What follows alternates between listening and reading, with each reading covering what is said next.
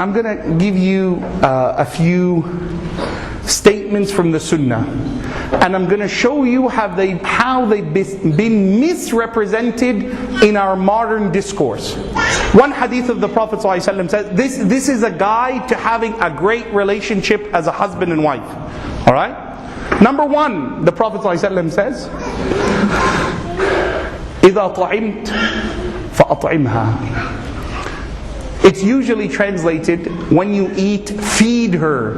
It's like you put some hay in the corner and you say, honey, go feed. Feed. Go. This is how it's translated, feed her. Like you just put a okay, feed now. What it means is when you eat with her. And therefore you find the whole seerah and life of the Prophet ﷺ, that every time you hear of the Prophet having a meal, one of his spouses was there. He was always sharing the meat with Aisha or Salama. There was always someone there from his house, sallallahu alaihi wasallam. You not ever once, not even once in a seerah, hear the Prophet ﷺ having a plate to himself. Aisha, she describes, Anas described, that the Prophet used to love pumpkin. And Aisha says, the hadith is in Bukhari, she says, I know that the Prophet used to love pumpkin, so when we were eating and the plate had pumpkin, I'd kind of push the pumpkin towards his side, sallallahu alaihi wasallam. Anas would do the same. He said the Prophet liked pumpkin soup and the chunks in it. So when I would see his eyes looking for the chunks, sallallahu alaihi wasallam. Right? Al-Qur'an, he loved it. That was his. And he said, pumpkin puts barakah in your food, sallallahu alaihi wasallam. The hadith is with Abu Dawood. But it shows you the habit that they would eat together. The second section of that hadith, when you get yourself kiswa, you've gotten yourself something to wear, faksuha, get her something. Now I know some of the brothers, they got this big grin. Brother Yahya, come on man. My wife shops 50 times to every one of my times. You're telling me now I gotta shop when I shop?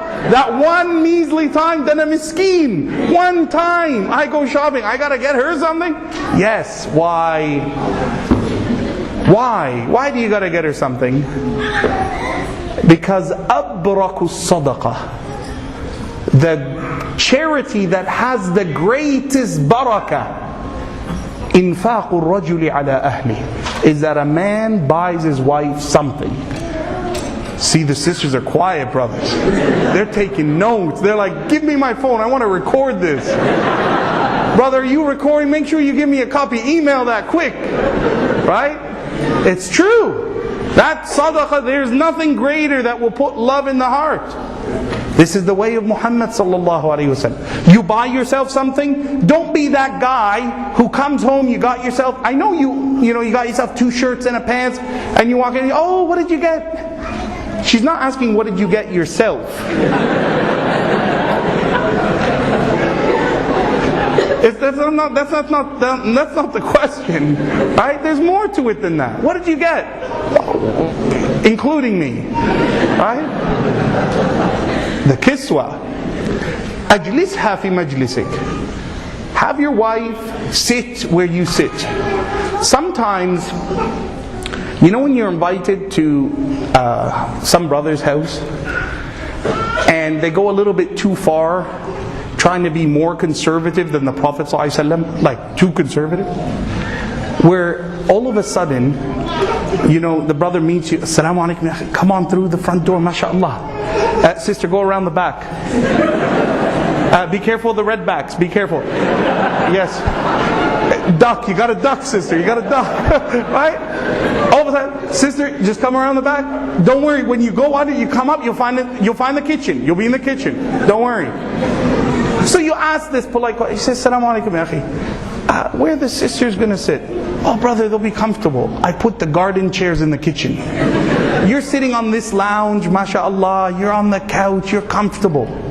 That's not the way of the Prophet ﷺ. Even in his final death, sallallahu alaihi wasallam, the last moments of his life, when Fatima came in, his daughter, sallallahu alaihi wasallam, he got up and let her sit where he was sitting, sallallahu alaihi wasallam.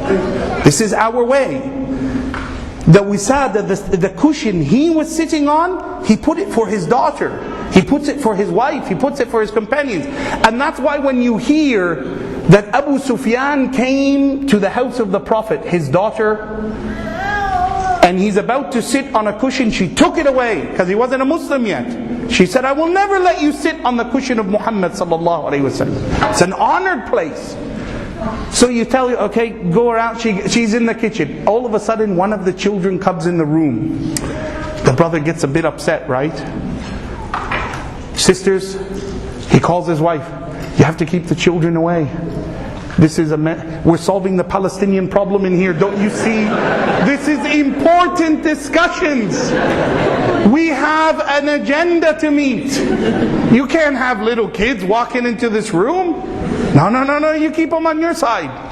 This is how it is. This is not the Sunnah of Muhammad sallallahu alaihi wasallam. This is not what you see in his life.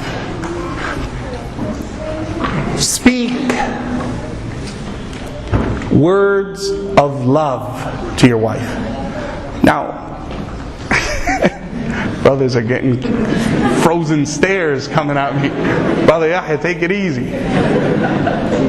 Speak loving, tender words to your spouse. Now that's the way of Rasulullah sallallahu alaihi wasallam. When he would, Amr ibn al-As, he was a new Muslim. Now Amr, he was the one who went to Ethiopia. He tried to bring them back, the Sahaba, Ja'far and the Sahaba who had made hijrah in subjugation, but Allah gave them victory over him. He was an enemy of Islam. But when he came to Islam, the Prophet took his leadership skills to good use. Moments after his Islam, just a few days and weeks, the Prophet sent him as an ambassador to a region, to be the representative of Rasulullah. Amr thought to himself, it must mean that he loves me. Why else would he choose me and not Umar and not Abu Bakr radiallahu anhum ajma'in? Why else? So he comes into the masjid and he says, Ya Rasulullah sallallahu alaihi wasallam, man tuhib? Who do you love? Come on, it's got to be me, right? You chose me. All these other guys, you chose me, sallallahu alaihi wasallam. And the Prophet looks at him and says, my wife Aisha, what's wrong with you? What kind of question is that? Aisha, sallallahu alaihi wasallam.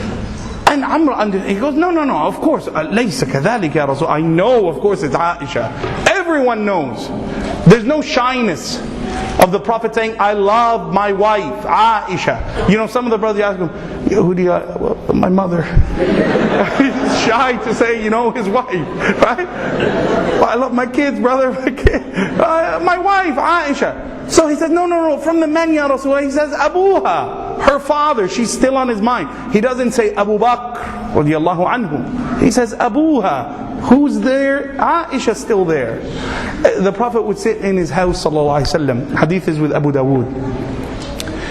And he would sew. See, when we talk about some of these things, I want you to understand that if you were to witness the Sahaba and the way they conducted, you would think that they were mad. You would be surprised at how they dealt with things. You wouldn't be able to understand them because the way they viewed the world was metaphysical. They understood that how they lived impacts the natural life. If I pray to Allah, it rains. If I don't, Allah will stop it. If I pray to Allah, illness is prevented. Barakah is kept. If I don't, it's lifted. They understood this. So the Prophet was a handyman in his home. كَانَ فِي مِحْنَةِ أَهْلِ. He was fixing things around the house. One day he saw a rip in his sandal, so he is stitching it. But because he's not good at it, sallallahu alaihi wasallam, and it was an excessively hot day, he's sitting in his room with Aisha, and he's concentrating, and because of concentrating and the heat, he is sweating profusely, sallallahu alaihi wasallam. Aisha sitting across the room with a big grin. She's smiling at him, sallallahu alaihi wasallam. And the Prophet looks up and he sees her laughing, like smiling. He says, Mimma tadhakeen? You laughing at me? What are you laughing at? And she says, Ya Rasulullah, when I saw this moment of you and these beads of sweat, تذكرت أبيات أبا هذيل. I remembered the poetry of Abu Hudayl, who was a poet. where he said that the sweat of the one you love is more precious than pearls, sallallahu alaihi wasallam. So the Prophet got up, left what he was doing, went over and kissed her, sallallahu alaihi wasallam. وقال لها يا عائشة أنت أكثر من ذلك. You to me are more than those words, sallallahu alaihi wasallam. That's love, man. The Sahaba, they would see this. Ali, who's married to the daughter of the Prophet ﷺ, don't think this is just Rasulullah. Ali is married to the Prophet ﷺ's daughter. He comes home one day, and his wife Fatima radiallahu anha wa ardaha tastak. She's using siwak. She's brushing her teeth. It's not the most romantic kind of thing. You know, he's brushing her teeth. He comes in unannounced, earlier than usual. She doesn't know he's there. And as soon as he sees her, he is inflamed with passion that poetry emerges. He's poetic. And all of a sudden he says, يَعُودَ الْأَرَاكَ كَيْفَ أَرَاكَ. O twig of the arak tree, how can I see you doing this? Embracing my wife so intimately.